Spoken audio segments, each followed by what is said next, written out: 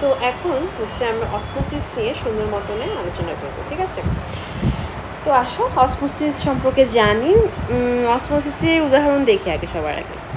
Osmosis হচ্ছে এই দেখো কিসমিস, ঠিক আছে, এবার রেজিন যদি আমরা পানিতে ভিজাই তখন দেখো সুন্দর মতনে সোয়েল আপ হয়ে যাচ্ছে।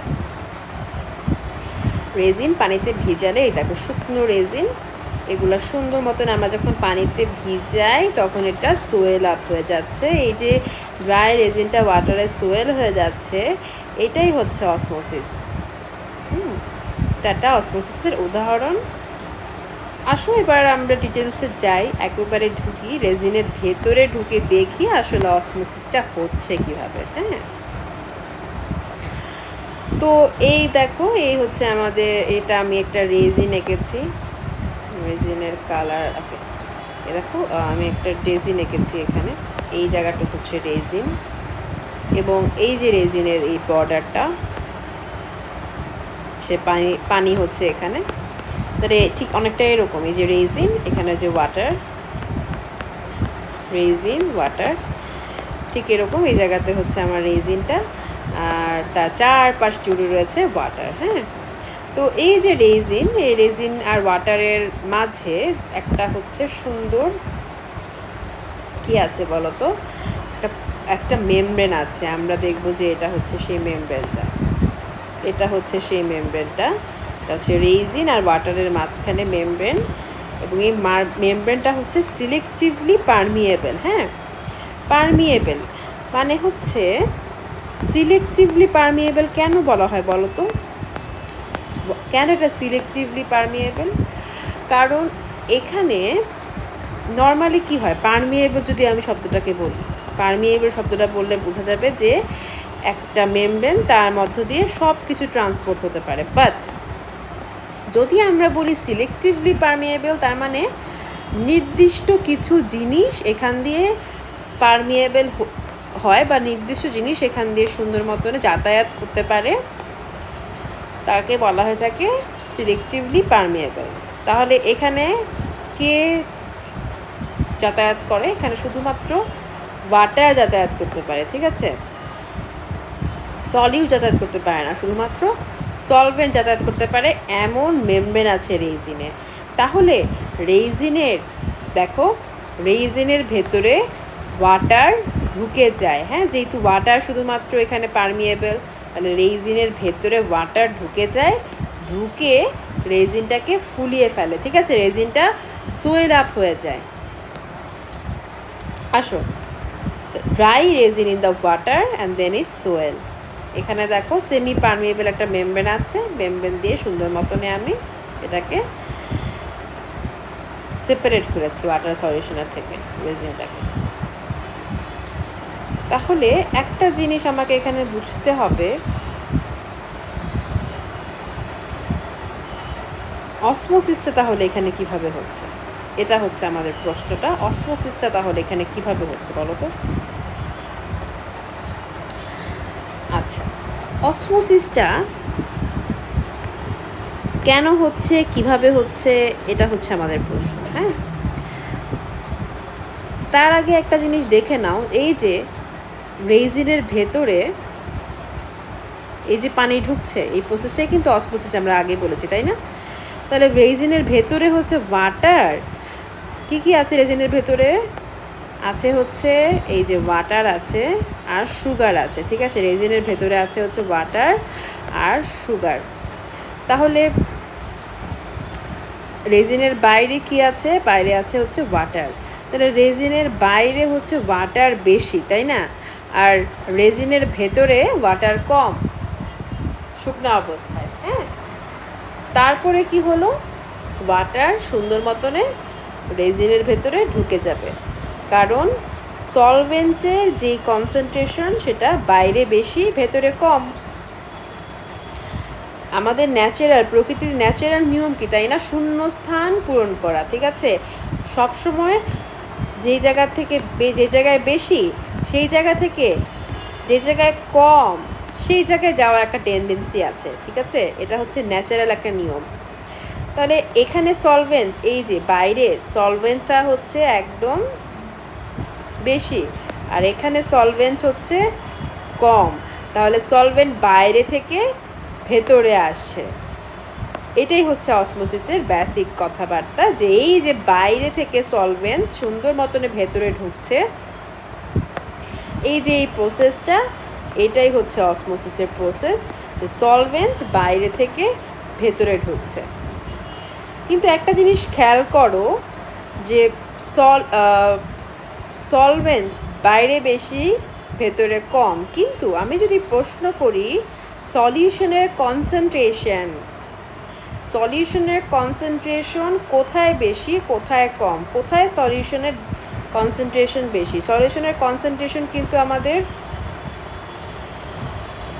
ভেতরে বেশি, হ্যাঁ, আর বাইরে কম। তাহলে সলিউশনের কনসেন্ট্রেশন হচ্ছে ভেতরে বেশি থাকবে, বাইরে কম থাকবে। কেন? কারণ ভেতরে আমাদের ওয়াটারের সাথে সুগার আছে, তাই না, সলিউট মেশানো আছে, আর বাইরে শুধু ওয়াটার আছে। তাহলে কনসেন্ট্রেশন হচ্ছে ভেতরে, রেজিনের ভেতরে সলিউশনের যে কনসেন্ট্রেশন সেটা হচ্ছে বেশি, এবং বাইরে যেই সলিউশনের কনসেন্ট্রেশন সেটা কম। তাহলে অসমোসিসের সময় কি হচ্ছে, লো কনসেন্ট্রেটেড এরিয়া থেকে হাই কনসেন্ট্রেটেড সলিউশনের দিকে একটা মুভমেন্ট হচ্ছে সলভেন্টের। জিনিসটা কি ক্লিয়ার হয়েছে? আচ্ছা, আমরা সবসময় ডিফিউশনের সময় কি পড়ে এসেছি বলো, যে হাই কনসেন্ট্রেটেড এরিয়া থেকে, হাই কনসেন্ট্রেটেড সলিউশন থেকে লো কনসেন্ট্রেটেড সলিউশনে চলে যাচ্ছে সব কিছু, তাই না? কিন্তু এখানে হচ্ছে কিন্তু উল্টোটা, ঠিক আছে? সলিউশন যেখানে লো সেখান থেকে হাইতে যাচ্ছে, হাই কনসেন্ট্রেটেড সলিউশন থেকে লো কনসেন্ট্রেটেড সলিউশনের দিকে সলভেন্ট পাস আউট হচ্ছে। এবং এটার একমাত্র কারণটাই হচ্ছে, আমি আগেই বলেছি, সেমি পারমিয়েবল মেমব্রেন। যেহেতু যে মেমব্রেনটা আছে, এই মেমব্রেনটা যেহেতু সেমি পারমিয়েবল, এই মেমব্রেনটা দিয়ে সলিউট পাস করতে পারবে না, শুধু সলভেন্ট পাস করবে। এবং সলভেন্টটা যেখানে বেশি আছে সেখান থেকে সলভেন্ট যেখানে কম আছে সেখানে যাবে, এবং সলভেন্ট যেখানে বেশি আছে সেখানে আবার সলিউশনের কনসেন্ট্রেশন, খেয়াল করো, সলিউশনের কনসেন্ট্রেশন সেখানে কম, আর সলভেন্ট যেখানে হচ্ছে তোমার কম আছে সেখানে সলিউশনের কনসেন্ট্রেশন বেশি, ঠিক আছে? তাহলে এটা কিন্তু তোমার ন্যাচারাল নিয়মকে ফলো করছে, যে হাই সলভেন্টের জায়গা থেকে লো সলভেন্টের জায়গায় যাচ্ছে। কিন্তু যেহেতু সেমি পারমিয়েবল মেমব্রেন, সে কারণে এটা কিন্তু দেখে মনে হচ্ছে যে অপোজিট কিছু হচ্ছে, তাই না? আচ্ছা, আমরা আরেকবার একটু বুঝে আসি জিনিসটা। আমি যদি এইখান থেকে আসি, এখানে দেখো আমি দুটা সলিউশনকে রেখেছি, এখানে আমার একটা সলিউশন এবং এখানে একটা সলিউশন। এই যে এই সলিউশনটার মধ্যে আমরা দেখব এই সলিউশনটাতে সুগার মলিকুল বেশি, ঠিক আছে, মানে সলিউট বেশি, আর এই সলিউশনে সলিউট কম। তাহলে এই দুটার মধ্যে কোনটার কনসেন্ট্রেশন বেশি? এটা হচ্ছে হাই কনসেন্ট্রেশনের সলিউশন, আর এটা হচ্ছে লো কনসেন্ট্রেশনের সলিউশন, ঠিক আছে? তাহলে আমরা জানি যে অসমোসিসের সময় কোথা থেকে কোথায় যায়, লো কনসেন্ট্রেশন অফ সলিউশন থেকে হাই কনসেন্ট্রেশন অফ সলিউশনে ফ্লো হয়। কার ফ্লো হয়? সলভেন্টের ফ্লো হয়। এবং লো কনসেন্ট্রেশন অফ দ্য সলিউশনে কী থাকে? হাই সলভেন্ট থাকে, এবং হাই কনসেন্ট্রেশন অফ দ্য সলিউশনে লো সলভেন্ট থাকে। আমরা তো একটা জিনিস জানি যে সলিউশনের concentration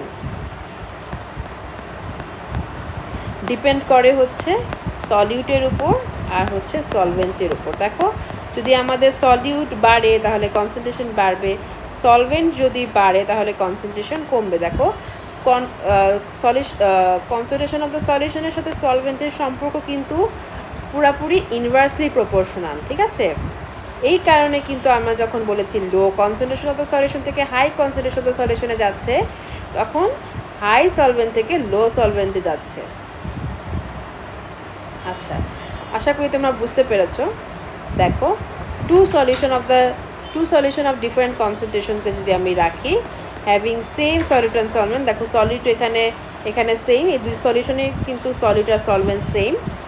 separated by a semi permeable membrane, এটা সেমি পারমিয়েবল মেমব্রেন আমরা সেপারেট করেছি, যেখানে তার ফলে কি হচ্ছে, সলভেন্টটা পাস করছে from lower concentration to higher concentration.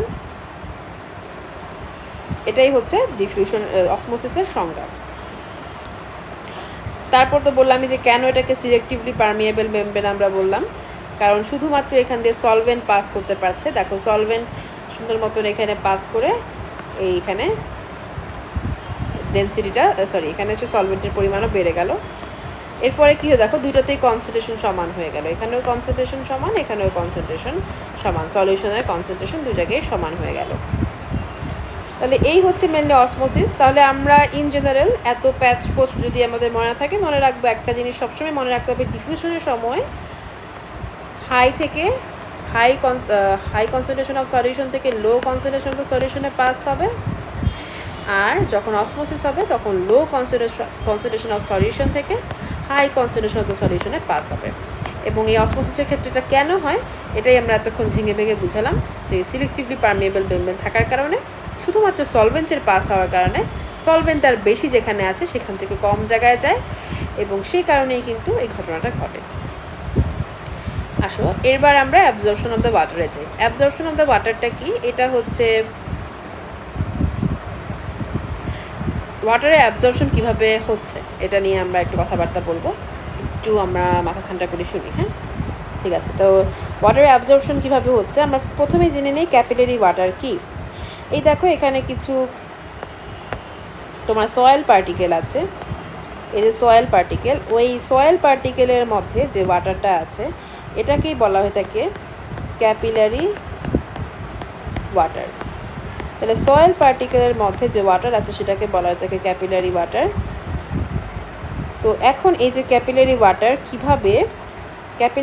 কিভাবে এটা তার রুট দিয়ে উপরে উঠছে সেটাই হচ্ছে আমরা জানবো, প্ল্যান দিয়ে কীভাবে ট্রান্সপোর্ট হচ্ছে সেটাই আমরা এখন জানবো। ঠিক আছে, ওকে। ফার্স্টে এই যে আমাদের প্ল্যান্টের লিফ, এই প্ল্যান্টের লিফে হলো ট্রান্সপিরেশন, প্ল্যান্টের লিফে সুন্দর মতো ট্রান্সপিরেশন হলো। ট্রান্সপিরেশন হওয়াতে এই প্ল্যান্টের লিফের সেলগুলোর মধ্যে কি হলো বলো তো, একটা ওয়াটারের ডেফিসিয়েন্সি দেখা দিল। আমরা কিন্তু ডিপিটিতে পড়ে এসেছি, তাই না? আমরা সুন্দর মতন ডিপিটিতে পড়েছি যে ওয়াটার যখন কম থাকবে সেলের মধ্যে তখন তার ডিপিটি বেশি থাকবে। ঠিক আছে, তাহলে এখানে দেখো এই সেলটার মধ্যে ডিপিটি তৈরি হয়েছে, কারণ তার মধ্যে ওয়াটার কম, তাই না? তাহলে সে বললো তার ডিপিটি হয়েছে, তার পাশের সেলকে বললো, তার পাশের সেলও বুঝবো তার ডিপিটি হয়েছে। এরকম করতে করতে ডিপিটির যে সিগন্যালটা সেটা হচ্ছে সুন্দর মতনে দেখো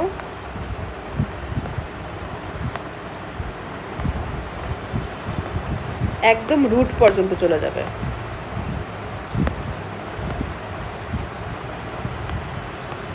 এই সেল একদম রুট পর্যন্ত গেল। তাহলে দেখো এই সেলের ডিপিটি তো ফার্স্টে হলো কারণ ট্রান্সপিরেশন হলো। আচ্ছা, এখানে তো আমি ওয়াটার অ্যাভেলেবেল পাচ্ছি, আমি ওয়াটার পাচ্ছি হচ্ছে এই জায়গাতে, এখানে হচ্ছে আমার ওয়াটারটা, এবং এই যে সেলটা সে হচ্ছে ওয়াটারটাকে নিল, নেওয়ার পরে সে তো দেখলো যে তার পাশের সেল ডিপিটি হয়ে আছে, পরের সেলকে জানান দিল।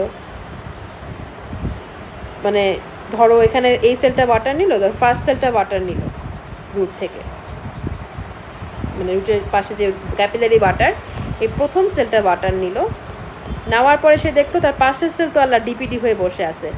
এই পাশের সেল কি করলো, এই সেলটা প্রথম সেলটা তার পাশের সেলকে ওয়াটার দিয়ে দিল। ঠিক আছে, তারপর এই সেলে যখন ওয়াটার আসলো তখন সে দেখলো তার পাশের সেল ডিপিটি হয়ে বসে আছে, সে পানি চাচ্ছে। হ্যাঁ, সে তাকে পানি দিয়ে দিল। আবার এই সেল যখন পানি পেল, এই থার্ড সেল যখন পানি পেল তখন সে দেখলো ফোর্থ সেলের ডিপিটি হয়েছে, সে পানি আবার ফোর্থ সেলকে দিয়ে দিল। এরকম করে first, second, third, fourth, fifth, cell হয়ে আস্তে আস্তে ডিপিডি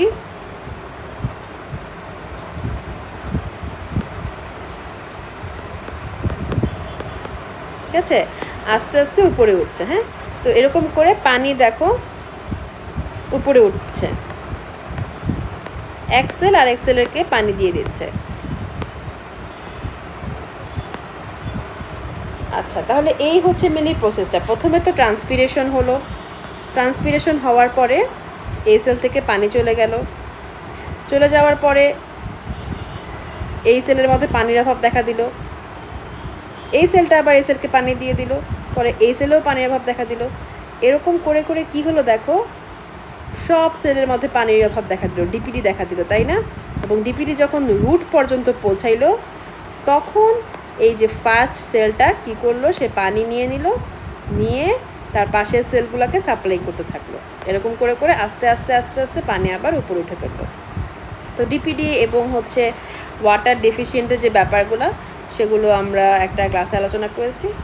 এখন হচ্ছে আগের ক্লাসগুলোতে আলোচনা হয়েছে এটা নিয়ে। এখন হচ্ছে আমরা জাস্ট ট্রান্সপিরেশন এবং ডিপিডিটা কীভাবে হচ্ছে এবং কীভাবে এখানে সাকশন ফোর্স হচ্ছে সেটা নিয়ে আলোচনা করছি। হ্যাঁ, আচ্ছা, তো ট্রান্সপিরেশনের কারণে কি হলো দেখো, এখানে কিন্তু পাতা থেকে কিছু পানি চলে গেল, তার কারণে কি একটা পুল ক্রিয়েট হলো না? আমরা তো দেখলাম একটা ওয়াটার পুল ক্রিয়েট হলো এখান থেকে এখানে। ট্রান্সপিরেশনের কারণে একটা ওয়াটারের পুল ক্রিয়েট হলো, ওয়াটার হচ্ছে অ্যাডজেসেন্ট সেল থেকে সেলের দিকে চলে গেল। এবার আমরা ডিপিডির ব্যাপারটাতে আসি। এটা হচ্ছে first cell to receive water. এখানে আমরা রুটের কাছে যে প্রথম সেলটা দেখেছিলাম এই সেলটাই আমি এখানে এঁকেছি। এই সেলটা ওয়াটার রিসিভ করার পর যখন দেখতো তার পাশের সেলটাতে ডিপিডি আছে, সে সুন্দর মতনে ওয়াটারটাকে তার পাশের সেলে দিয়ে দিল, যে সেকেন্ড সেলে দিয়ে দিল। এবং সেকেন্ড সেলে ওয়াটার হওয়ার পর যখন সেকেন্ড সেল দেখবে যে থার্ড সেলে ডিপিডি আছে, সে ওয়াটারটাকে থার্ড সেলে দিয়ে দিবে। এরকম করে ট্রান্সফার হতে থাকবে। তাহলে দেখো ফার্স্ট সেলে কিন্তু সবসময় একটা সাকশন ফোর্স কাজ করে, তাই না? ক্যাপিলারি ওয়াটার এন্টার হওয়ার জন্য এখানে সবসময় ফার্স্ট সেলে একটা সাকশন ফোর্স কাজ করে। ক্যাপিলারি ওয়াটার এখানে এন্টার করে থ্রু দ্য রুট হেয়ার, এখানে ক্যাপিলারি ওয়াটার এন্টার করে। আচ্ছা, তাহলে এই বিষয়গুলো বোঝা গেল যে ক্যাপিলারি ওয়াটার, তারপর ট্রান্সপিরেশন, এরপর ডিপিডি, এরপর সাকশন ফোর্স, এই জিনিসগুলো কীভাবে পরপর আসে অ্যাবজর্পশন অফ ওয়াটারে। আচ্ছা, এরপর আমরা আসি এই যে রুটের ফার্স্টে কোথায় যায়। রুটের ফার্স্টে এই যে এটা হচ্ছে একটা কি বলবো ট্রান্সভার্স সেকশন অফ রুট।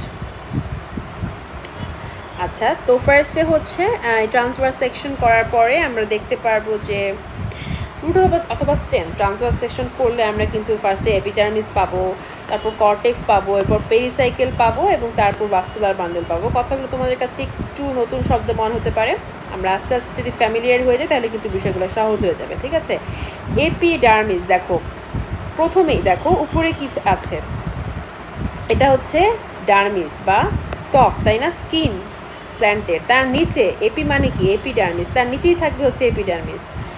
এবং এখানে থাকবে হচ্ছে পেরিসাইকেল, এই জায়গাতে আছে পেরিসাইকেল, এবং তার ভেতরে আছে ভাস্কুলার বান্ডেল। দেখো ভাস্কুলার বান্ডেলকে কত সুরক্ষিতভাবে রেখেছে, প্ল্যান্টস ভাস্কুলার বান্ডেলকে কত সুরক্ষিতভাবে রাখে, দেখেছো?